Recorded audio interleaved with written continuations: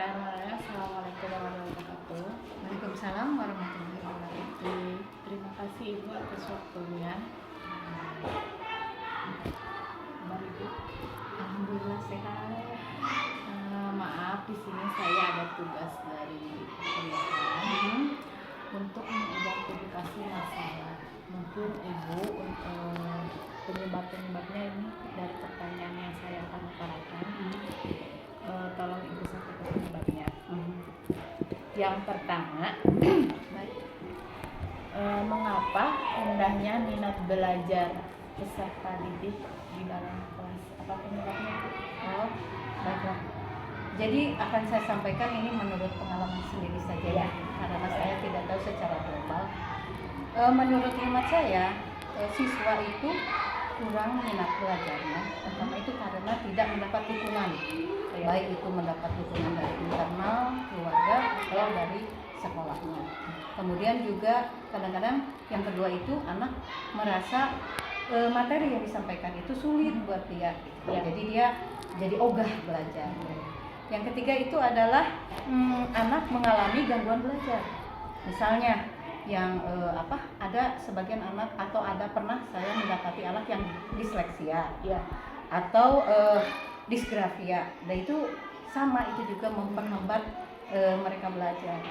Kemudian ada juga sebagian siswa yang terhambat karena sudah terkungkung oleh game, suka banget dengan game, sehingga waktunya banyak untuk memainkan game daripada belajar. Apalagi kemarin kan COVID ya Bu ya. Nah, apalagi COVID ya.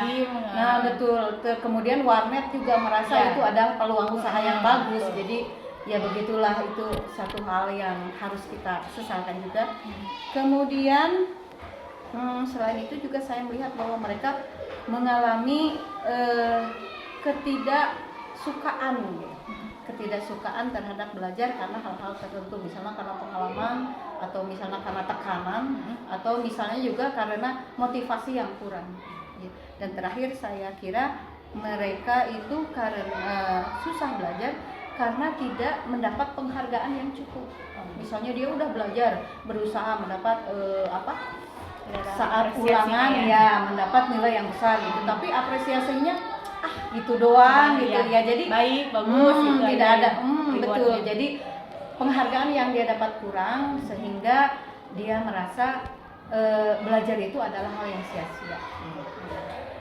Terus Bu, untuk pertanyaan kedua, mengapa peserta didik belum mengenal huruf atau belum lancar membacanya, itu disebabkan oleh apa menurut Ibu?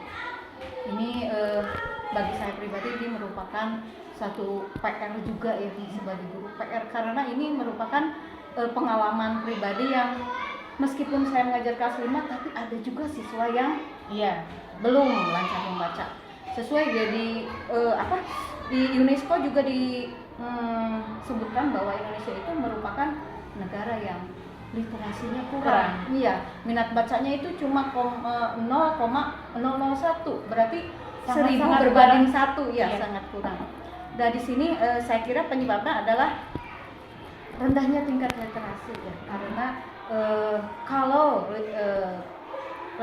minat literasinya tinggi, itu otomatis mereka akan suka membaca, tidak akan terbatas pada buku atau pada komik atau pada koran, mereka akan bisa membaca apapun.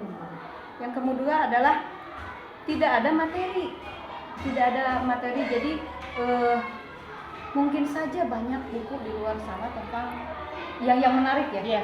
Tetapi hal itu tidak ada pas saat anak membutuhkan, tidak ada gitu. Jadi kita harus akui bahwa referensi bacaan sekolah kita belum memadai gitu. Kemudian selain itu juga sarana dan prasarana sekolah biasanya kan harus ada perpustakaan. Nah, tidak semua sekolah mempunyai perpustakaan khusus gitu ya. Perpustakaan yang menyediakan buku dari mulai cerita pendek, cerita yang menggugah minat baca anak, sampai ke misalnya ada atlas dan sebagainya, itu yang sangat menarik. Jadi saya kira ini juga merupakan salah satu penyebab. Kemudian peserta didik belum memahami materi pengulangan dan khususnya di kelas bawah ya Bu. Bagaimana menurut Ibu apa penjauhan itu? Oh iya. Saya juga pernah mengajar di kelas 1 dan 2 ya. Jadi saya bisa mengambil kesimpulan ya. Saya kira mereka tidak memahami pengurangan dan penjumlahan itu karena belum mengetahui prosedur. Ya kan di kelas 1 2 ada caranya mengurang atau menjumlah dengan cara meminjam. Nah, itu mereka belum paham materinya, belum paham cara prosedurnya ya. Sehingga mereka kesulitan. Nah, untuk itu mungkin kita perlu meremedi terus-menerus ya, mengajarkan kepada anak bagaimana cara menjumlah dan berkurang, minimal dengan cara menyimpan seperti itu. Jadi nanti mereka udah terbiasa maju ke kelas yang lebih tinggi itu sudah terbiasa. Nah, untuk perhatian orang tua kan terkadang ada anak yang murung di kelas ya Bu ya. Nah, itu penyebab perhatian orang tua yang berkurang itu apa? Ya. Ada kalanya ya, saya juga orang tua, saya punya anak banyak, dan saya bisa memilah apa yang bisa menjadi penyebab anak itu murung atau tidak bersemangat untuk belajar. Jika dikarenakan adanya kondisi yang menghambat dari keluarga, bisa saja itu membuat anak jadinya malas ya. Dan kondisi yang menyebabkan hal itu menurut saya adalah misalnya ya, kita sudah mengenal istilah broken home ya, kemudian ibu dan bapak bercerai, anak merasa bingung misalnya seperti itu ya. Atau mungkin saja orang tuanya baik-baik saja tetapi karena kesibukan, bapak kerja, ibu bekerja, jadi konsentrasi untuk memperhatikan anak kurang. Ya, jadi anak merasakan kurangnya kasih sayang akibat ibu dan ayah sama-sama sibuk gitu ya. Dan yang keempat adalah mungkin saja lingkungannya juga tidak aktif gitu ya untuk mengcover kesulitan yang dia hadapi. Karena anak biasanya kalau tidak bisa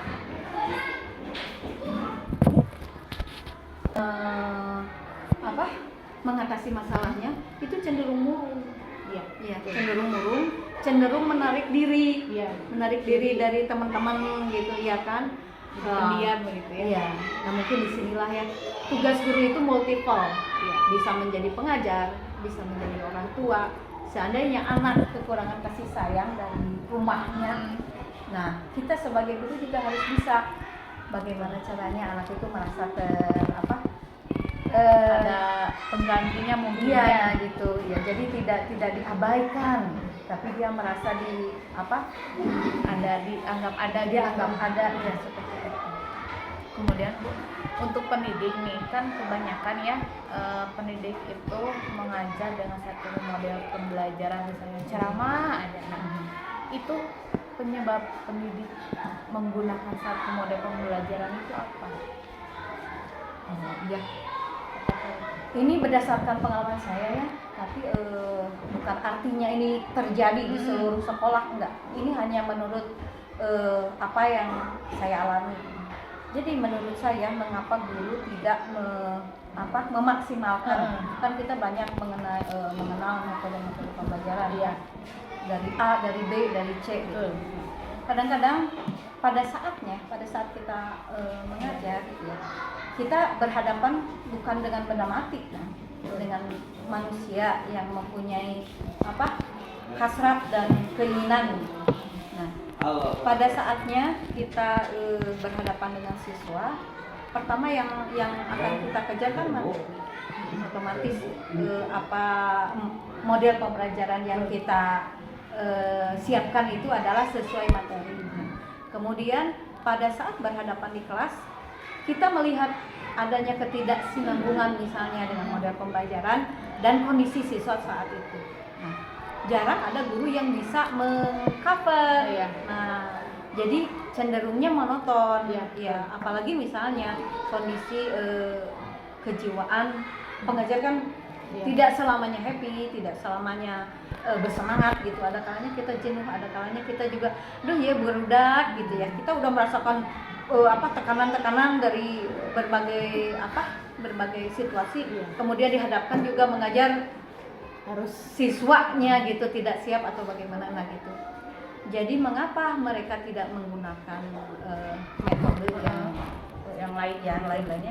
Mungkin saja karena sebetulnya dia sudah mempersiapkan satu metode tapi lingkungan atau siswa tidak mendukung. Kemudian bisa jadi juga pengetahuannya tentang metode-metode pembelajaran itu kurang. Nah di sini kan KKG